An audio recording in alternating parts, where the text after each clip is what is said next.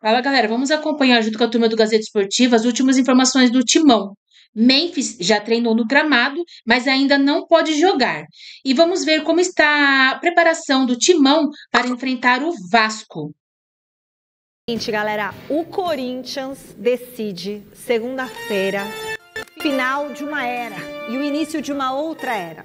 Porque é o seguinte, o Corinthians vai decidir quem será o novo presidente. Vai ter eleição, vai ter outra eleição.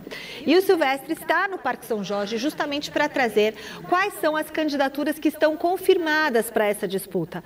Boa noite, Alexandre Silvestre. Conta pra gente quais são os nomes definidos.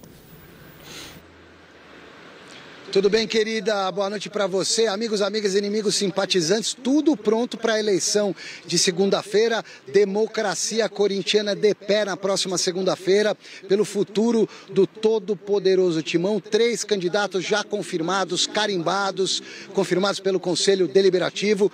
O atual presidente, o interino, Osmar Stabile, que quer continuar para tentar dar um jeito na casa, como ele vem tentando fazer nessas últimas semanas. O Antônio Roque Cittadini, figurinha carimbada da política corintiana, polêmico, já foi vice-presidente, já foi diretor de futebol, sonhando agora em alcançar o poder aqui no Corinthians. E, digamos assim, um novato, um conselheiro eleito pelo segundo mandato, o André Castro, que promete trazer um investimento bilionário caso vença a eleição, Michele. Detalhe, se o Stabile, que está no poder, perder a eleição de segunda-feira, ele volta para a posição que ocupava antes, a de primeiro vice-presidente. Ele seria, portanto, o primeiro vice-presidente desse novo presidente, que no caso seria ou Cittadini ou André Castro. É importante frisar também, Michele, que haverá uma outra eleição na segunda-feira. A eleição aqui no Corinthians é dentro do Conselho, é indireta, maioria simples, metade mais um. A outra eleição importante é para vice-presidente do Conselho Deliberativo. E por que esse cargo é importante? O presidente do Conselho é o Romeu Tuma Júnior, número 1. O número 2 era o Dunga, o Roberson de Medeiros, que se desligou dessa função, alegando problemas pessoais. O número 2 do Conselho Deliberativo, daí a importância dessa eleição, é o cara que comanda a Comissão de Ética. E a Comissão de Ética tem como uma das funções principais analisar, fiscalizar e julgar quem usar indevidamente o tal do cartão corporativo. É segunda-feira, Michele. Boa sorte ao Timão e eu volto já já com uma boa notícia, uma média boa notícia dentro de campo. Aê! Finalmente vai ter uma boa notícia. Ai, será que tem algum jogador voltando? Acho que tem chance de ter a ver com isso, né? Vamos ver. Tomara. Aleluia! Aleluia! É sexta-feira. Bom, toda essa situação no Corinthians, os nomes aí, vocês têm ideia de um que vocês acham que vai ganhar, outro? Normalmente, quem já está no poder, teoricamente, tem mais chance de se manter, de ganhar. O Stabile tem uma base boa. Agora, a gente também ouve as informações que vêm do Corinthians de que o Cittadini está conseguindo angariar votos e apoios de pessoas das alas que hoje não fazem parte do poder, mas que tem que escolher alguém para apoiar e estariam apoiando o Roque Cittadini. Então, não sei no que isso vai se traduzir na hora da gente apurar os votos, na hora de ter a contagem, né? Como é maioria mais um, são 300 votos aproximadamente lá no Conselho, o André Castro vem como novidade, como uma figura nova e prometendo um investimento de até $1 bilhão. Até, né? De até. Pode ser R$100, né? Mas até $1 bilhão. Exatamente, até tudo. O até é a mesma coisa que, enfim. Mas é isso, vamos ver. Agora é só esperar. Eu acho que a melhor opção seria o Stabile, por já estar ali, então seria algo mais... um voo de brigadeiro, né? Como se diz na aviação.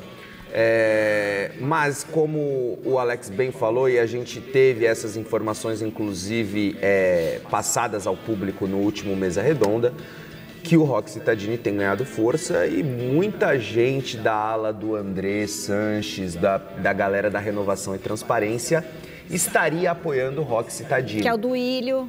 Exatamente, né? Esse grupo político.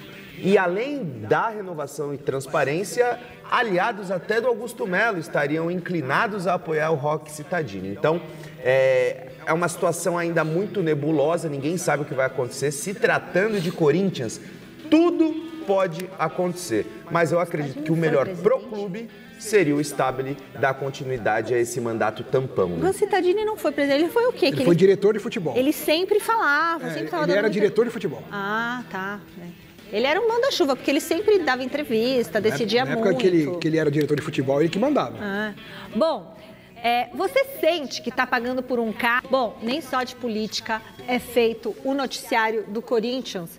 Então eu vou falar com o Alexandre Silvestre, que ele volta para a nossa telinha com as informações do jogo contra o Vasco. Tem notícia boa, né? Ele falou que tem notícia boa, e notícia boa a gente tem que aproveitar, ainda mais quando é do Corinthians, né? Técnico Dorival Júnior tá com problema, Silver, mas você falou que tinha notícia boa. Memphis Depay acelera o processo de recuperação, Michele, de uma lesão grau 2 no posterior da coxa direita. E por que acelera o processo de recuperação? Porque hoje ele já fez algumas atividades no gramado, ele não está liberado. Ele vai jogar contra o Vasco domingo? Não, não vai. Vai jogar contra o Furacão quarta-feira, Copa do Brasil fora de casa, jogo de ida, quarta de final? Dificilmente. E o derby contra o Palmeiras? Aí eu já não sei. Não temos mais aquele dia a dia com os médicos dos clubes aqui em São Paulo, mas o fato é que o Memphis Depay acelera o processo de recuperação. Ele que teve ainda uma virose no começo da semana, mas está adiantado, antecipando passos. Vamos aguardar. Eu prefiro manter de maneira conservadora aquela data do dia 11 de setembro para a volta. Memphis Depay zerado no jogo contra o Atlético Paranaense Copa do Brasil, jogo da volta na Neoquímica Arena no dia 11 de setembro. Yuri, Carrilho e Martínez seguem vetados. O Memphis também está fora do jogo contra o Vasco. Aliás, o caldeirão de São Januário vai ferver, hein? Ingressos esgotados para a torcida do Vasco. O Vasco que é o primeiro fora da zona do rebaixamento. O Corinthians está coladinho, 3 pontos a mais com 2 jogos a mais. É confronto direto, briga de 6 pontos aí para fugir do rebaixamento, ou pelo menos da aproximação da zona do rebaixamento. Voltam de suspensão o Angeleri, o Kaká e o Romero. Apesar da volta do Romero, Dorival Júnior deve manter Guinegão e Kaique, os 2 meninos da base, no ataque do Corinthians contra o Cruz Maltino. Guinegão, 18 anos, Kaique, 21. Os dois têm jogado e eles devem ser mantidos. Treinaram entre os titulares hoje. Meio de campo, problema, já que não tem o Carrilho, não tem o Martínez, 3 caras brigando por 2 vagas. Charles, Maicon e Bidon. Detalhe, estão pendurados com 2 amarelos no Campeonato Brasileiro. Essa é para você, Alex Miller, que me deu a pauta dias atrás. Bidu, Bidon, o Charles, o Guinegão e o Dorival. Todos eles, exceto o técnico, né, que fica à beira do campo, tem grandes chances de jogar contra o Vasco. Se eles tomarem o 3º amarelo, eles vão cumprir no outro domingo. E no outro domingo, na Neoquímica, tem derby, jogo contra o Palmeiras pelo Campeonato Brasileiro. E uma coisa não tem nada a ver com a outra, porque no meio dos jogos de Vasco e de Palmeiras pelo Brasileirão, o Corinthians joga na quarta-feira dessa próxima semana contra o Atlético Paranaense lá em Curitiba pela Copa do Brasil, quartas de final. Sextou para mim, folga, mas eu deixei um presentinho gravado aqui para vocês. Quero ver o Mesa Redonda. Estarei na Floresta antenado na Gazeta. Beijo. E na Floresta tem antena? Beleza, Silvio. Bom, tem antena até na minha cabeça, quanto mais na... Olha aqui a antena na minha cabeça que o Oswaldo colocou. Tá vendo? Nossa, fala do Corinthians. Memphis acelerou o processo. Acelerou, mas ainda não se sabe quando volta, se volta contra o Palmeiras ou não.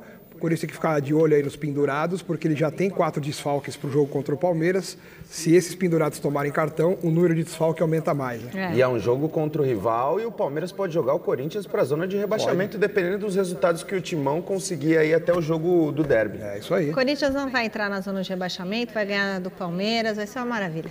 Acabou, pessoal. Conversei com fontes do Corinthians que me falaram que há 3 empresas interessadas em negociar os name rights da Neoquímica Arena.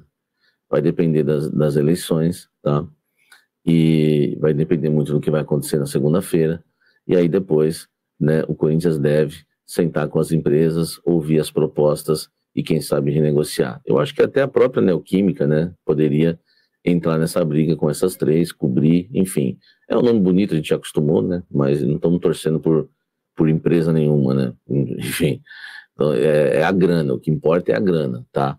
E parece que, né, que realmente vai pintar uma grana, algumas empresas interessadas, o Corinthians já foi fazer a avaliação em relação ao contrato, tá? Em relação ao contrato, a multa, né, rescisória, tá? O Corinthians já foi atrás, e hoje a multa está em 50 milhões, mas parece que vai para 70, enfim, vai ficar, coloca aí a multa rescisória da Neoquímica Arena hoje entre 50 e 70 milhões. É um valor totalmente, né, na realidade, para pagar no mercado. O Corinthians pode, né, conseguir um baita patrocinador aí que pague essa multa para um patrocinador que estiver disposto a pagar 1 bilhão, sei lá, enfim, não dá para imaginar hoje o valor desses name rights, paga fácil essa multa, tá? Então o Corinthians já passou o valor da multa para as empresas, são 3 empresas interessadas, não sei o nome delas, e vocês sabem, quando eu falo assim é porque tem coisa. Falei em nome de jogadores, tá vindo, estão atrás de um jogador que estava encaminhado aí, e aí hoje já surgiu o nome do jogador, André Gomes. Então, são 3 empresas, cabe agora a gente apurar, descobrir para vocês, mas a chance sim do Corinthians renegociar os name rights da Neoquímica Arena, tá certo? O técnico Dorival Júnior aproveitou a semana livre sem jogos para fazer uma série de observações e ajustes no Corinthians. A equipe enfrenta o Vasco neste domingo às 16 horas em São Januário pela 21ª rodada do Brasileirão. Embora o atacante Ângelo Romero volte de suspensão, Dorival indicou nos treinamentos a manutenção da dupla de ataque formada pelos jovens Guinegão, de 18 anos, e Kaique, de 21. Eles já tinham começado a partida contra o Bahia no último sábado. Vitinho, que estreou pelo Corinthians na rodada passada, segue em busca de melhor condicionamento físico e ficará na reserva mais uma vez. O meio de campo alvinegro sofre com desfalques de André Carrijo e José Martínez, e assim terá mudanças. Charles deve ficar com uma das vagas, enquanto Maicon e Breno Bidon disputam a outra. A escalação corintiana será definida na manhã deste sábado, no último treino antes da viagem ao Rio de Janeiro. A provável formação alvinegra para enfrentar o Vasco é Hugo Souza, Mateuzinho, André Ramalho, Gustavo Henrique e Matheus Bidu, Ranielli, Charles, Maicon ou Breno Bidon e Rodrigo Garro, Kaique e Gui Negão. Vale lembrar que Yuri Alberto e Memphis Depay seguem se recuperando de lesões. O Corinthians ocupa o 14º lugar do Brasileirão, com 22 pontos, 3 a mais que o Vasco, que é o 16º, com um jogo a menos.